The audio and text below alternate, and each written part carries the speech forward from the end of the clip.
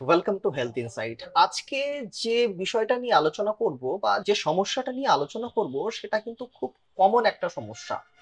সেটা হচ্ছে হাঁটু ব্যথা। কিন্তু হাঁটু ব্যথার যত রকম চিকিৎসা আছে তার মধ্যে একটা খুব কমন চিকিৎসা হচ্ছে নি রিপ্লেসমেন্ট।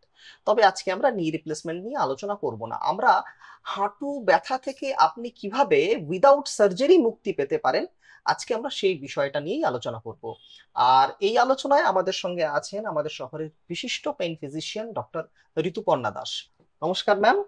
নমস্কার। ম্যাম, হাঁটু ব্যথা এটা তো ভীষণ কমন একটা সমস্যা। আমরা আমাদের ভারতীয়দের মধ্যে কেন, পুরো একদম যদি আমরা পৃথিবী জুড়ে যদি আমি দেখি যে একটা বয়সের পরে হাঁটু ব্যথা হয়। হুম। তো আমি প্রথমে যেটা জানতে চাইবো যে বয়স হলেই হাঁটু ব্যথাটা হচ্ছে, এটা কেন হচ্ছে? বয়স হলে হাঁটু ব্যথার সবচেয়ে কমন কজ যদি বলি সেটা হচ্ছে অস্টিও আর্থ্রাইটিস অফ নি। আচ্ছা। এবার অস্টিও আর্থ্রাইটিস আমরা সবাই জানি যে এটাই কমন কজ, হুম। কিন্তু অ্যাকচুয়ালি জিনিসটা কি? আচ্ছা, হ্যাঁ ওটাই। জিনিসটা হচ্ছে আমাদের এই যে হাঁটু দেখছেন, হুম। হাঁটুর ভিতরে দুটো হাড়ের মাঝে কার্টিলেজ থাকে। একটা প্যাডিং মতন হ্যাঁ, থাকে। একদম একটা হুম, প্যাডিং হুম। মতো থাকে এবং বয়সের সাথে সাথে এই প্যাডিংটা আস্তে আস্তে ক্ষইতে শুরু করে। হুম। স্টেজ 1 2 3 হলো এই প্যাডিংটা ধীরে ধীরে ক্ষয়ছে, কার্টিলেজের কিছুটা অংশ অবশিষ্ট আছে। আচ্ছা। এবং স্টেজ 4 হচ্ছে এই প্যাডিংটা একদমই নেই, দুটো হাড় একদম জুড়ে গেছে, আচ্ছা, মানে হাড়ে হাড়ে তখন ঘষা লাগছে। ঘষা লাগছে। আচ্ছা, শুরু প্রথম থেকেই হয়। হ্যাঁ, হ্যাঁ, এবং একটা সময় অবধি ওই কার্টিলেজ এবং যে প্যাডিংটা আমরা বলছি একদম পুরো শেষ হয়ে যায়, এবং যখন হাড়ে হাড়ে ঘষা লাগে তখন ব্যথাটা তীব্র আকার ধারণ করে। ইভেন আমরা দেখেছি বহু মানুষের হাঁটু এরকম বেঁকে যেতেও দেখেছি, কারো বাইরের দিকে কারো ভিতরের দিকে। তো ম্যাম, আমি যেটা বলছি যে এই যে একেবারে শেষে যখন প্যাডিং সরে গেল, হাঁটু বেঁকে গেল, এটা তো একেবারে সিভিয়ার স্টেজ। তো আমি বলতে চাইছি যে তখন তো সার্জারি করতে হয় বা রিপ্লেসমেন্ট করতে হয়। আমি বলতে চাইছি যে তার আগে কি আমরা এমন কোনো চিকিৎসা নিতে পারি যার যেটা নিলে আমাদের হাঁটু নি রিপ্লেসমেন্ট করতে হবে না? হ্যাঁ, এখন অনেক রিসেন্ট রিজেনারেটিভ থেরাপি টেকনিক বেরিয়ে গেছে। হুম। তো সেইগুলো কখন আমরা নিতে পারি সেটা ডিপেন্ড করে আমাদের হাঁটুর অস্টিও আর্থ্রাইটিসের গ্রেডিং এর উপর। মানে যেটা কতটা ক্ষয় হয়েছে। একদমই, যেটা আগে আমি বললাম যে গ্রেড 1 2 3 তে এই কার্টিলেজটা একটু হলেও অবশিষ্ট থাকে, এবং যদি সেই একটু কার্টিলেজ অবশিষ্ট থাকে সেটা থেকেই আমরা সেই কার্টিলেজটাকে রিগ্রোথ করতে পারি এবং কার্টিলেজ যে ডিস্ট্রাকশনটা হচ্ছে সেটাকে আমরা হল্ট করতে পারি। ওকে। তো ম্যাম, এই যে আপনি যেটা বলছেন যে রিগ্রো করানো কার্টিলেজের, এটা কিভাবে হয়? এই রিগ্রোথটা রিজেনারেটিভ থেরাপি, বিভিন্ন রিজেনারেটিভ থেরাপির মাধ্যমে হয়। যেমন? সবচেয়ে কমন যেটা হয়ে থাকে সেটা হচ্ছে পিআরপি থেরাপি, পিআরপি?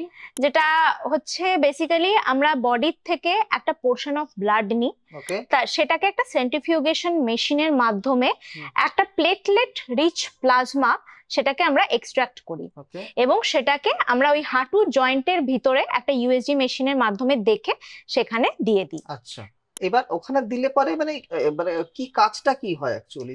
এটা মেইন কাজ হচ্ছে হাঁটুর কার্টিলেজের যে ডিস্ট্রাকশনটা হচ্ছে সেটাকে বন্ধ করবে এবং নতুন কার্টিলেজ রিগ্রোথ করতে হেল্প করে। তাও কতদিন সময় লাগে এটার জন্য? এটা দেখুন, পিআরপি থেরাপি ম্যাক্সিমাম এফেক্ট দেখাতে 1 মাস টাইম নেয়। আচ্ছা। এবং অনেকেরই প্রশ্ন থাকে এটা কতদিন লাস্ট করবে। তো এটা লাস্ট করে কমপ্লিটলি ডিপেন্ড করে যে পেশেন্ট তার লাইফস্টাইল কিরকম মডিফাই করছে। যদি ধরুন একজনের খুব ওজন বেশি, সে যদি ওজনটাকে একটু কমায় এবং রেগুলার এক্সারসাইজ করে তাহলে এটার এফেক্ট দীর্ঘমেয়াদী হতে পারে। আচ্ছা, আর এই যে ইনজেকশনটা কতবার নিতে হবে? এই ইনজেকশনটার এফেক্ট যতদিন লাস্ট করবে তারপরে আপনি আবার রিপিট নিতে পারেন। বুঝতে পারলাম। মানে আমরা যদি ধরুন একটা ইনজেকশন নেওয়ার পরে আপনি 5 বছর ভালো থাকছেন, এবং তারপরে যদি দেখা গেল যে আবার কিছুটা ক্ষয় হচ্ছে, তখন আপনি আবার নিতে পারেন। হ্যাঁ, মানে একবার ইনজেকশন নিলে সেটা একটা দীর্ঘ মেয়াদী, দীর্ঘ সময় ধরে আপনি ভালো থাকতে পারছেন আর কি। আচ্ছা, এটা তো গেলো পিআরপি। আপনি আরো দুটোর কথা বলছিলেন, সেগুলো যদি একটু বলেন। হ্যাঁ, নেক্সট আসি আমরা জিএফসি থেরাপি বা গ্রোথ ফ্যাক্টর কনসেন্ট্রেট থেরাপি। এটা পিআরপি এর একটু অ্যাডভান্স থেরাপি। পিআরপি তে আমরা হচ্ছে প্লেটলেট রিচ প্লাজমাটাকে হাঁটুর মধ্যে দিচ্ছি, এখানে হচ্ছে ডাইরেক্ট গ্রোথ ফ্যাক্টরটাকে এক্সট্রাক্ট করে আপনার ব্লাডের থেকে, সেটা আমরা ওই সেম পদ্ধতিতে ইউএসজি মেশিনের মাধ্যমে হাঁটুর মধ্যে দিচ্ছি। এটার কাজটা আরো বেটার এবং অ্যাকশনটাও বেটার থাকে। আপনি আগেও বললেন যে ইউএসজি মেশিন, এখানে ইউএসজি মেশিনের কি রোল আছে? মানে আপনি তো ইনজেকশন দিচ্ছেন, তাহলে ইউএসজি মেশিনের কি রোল আছে এখানে? ইউএসজি মেশিন দিয়ে আমরা হাঁটুর এক্সাক্ট যে জায়গাটা, যেটাকে বলা হয় সাইনোভিয়াল স্যাক, মানে দুটো হাড়ের মাঝখানে যে জায়গাটা যেখানে আমাদের ফ্লুইড দেওয়া থাকে, সেই জায়গাতে গিয়ে আমরা এক্সাক্ট লোকেশনটা লোকেট করার জন্য ইউএসজি মেশিনটা আমাদের ব্যবহার করতে হয়। আচ্ছা, আরো একটা আপনি বলছিলেন আরেকটা প্রসেসের কথা, সেটা যদি একটু বলেন। এখন আরো অ্যাডভান্স একটা টেকনিক বেরিয়েছে, সেটা হচ্ছে স্টেম সেল থেরাপি।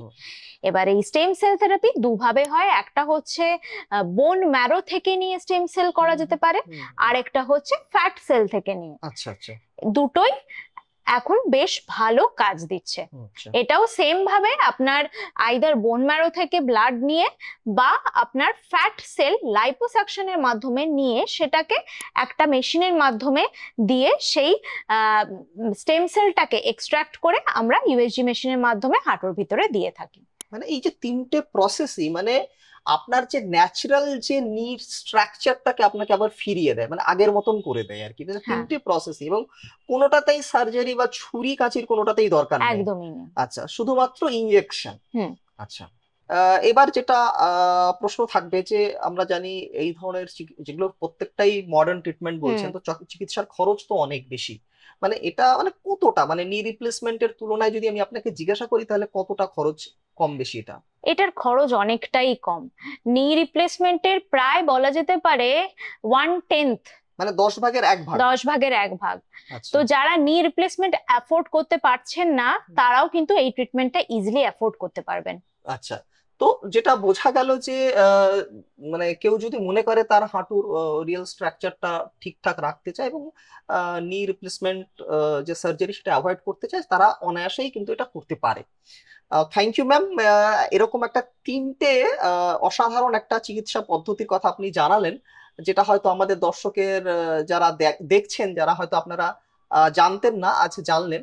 যদি মনে করুন যে আপনার হাঁটু ব্যথা হচ্ছে এবং বয়সও হয়েছে, তাহলে কিন্তু আপনারা এই তিনটি যে পদ্ধতির কথা বলা হলো তার একটি আপনারা অনায়াসেই অবলম্বন করতে পারেন।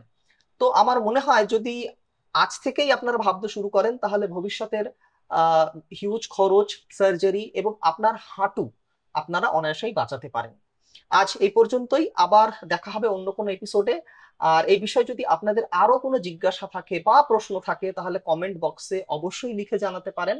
আমি ম্যামের ক্লিনিকের নাম্বারটাও ডিসক্রিপশন বক্সে দিয়ে দিলাম, চাইলে আপনারা সেখানেও যোগাযোগ করতে পারেন। আজ এই পর্যন্তই, নমস্কার।